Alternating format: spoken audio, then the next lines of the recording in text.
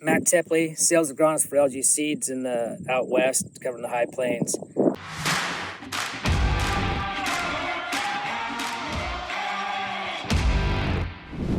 And today I'm going to visit a little bit about some new varieties of soybeans that we brought along in regards to handling high pH soils, high IDC soils.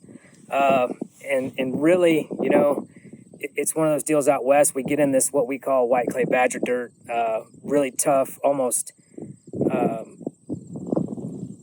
could be considered to be chalk-like soils. You know, really high calcium, really high magnesium soil contents, and we have a really tough time getting soybeans to grow in some of these areas. And so every year I put in a high pH plot, and it's this year I went to the extreme.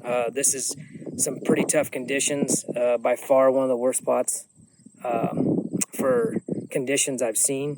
But I'm really excited about a couple new beans because there's two ways to help with IDC and soybeans. You know, there's some fertility things we can do, but really what it comes down to is soybean selection. And that's one of the biggest criteria when we go to select soybeans is how well does it handle IDC. So what I'm going to show you here in a minute is a couple side-by-sides of some products that I'm really excited about that we've added this year in the XtendFlex trait platform.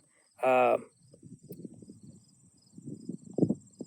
we're going to be comparing those to some products that we've used here over the last few years that work pretty well on these soils. So, okay, so there's a couple things I'm going to clarify as I shoot this next video.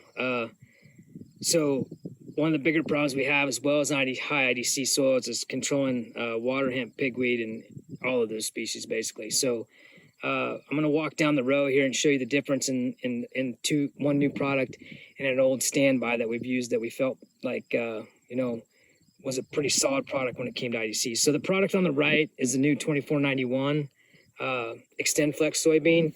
And you'll notice as I come down the road, the other thing you'll notice about IDC is that it's not very consistent as you move down the rows. So we really don't take these for yield. These are more visual plots. But what we want to see is as we move down the rows, side by side, how are these beans handling each other? And you can see the bean on the right, side by sides, handle a lot of these IDC issues a lot better than the one on the left.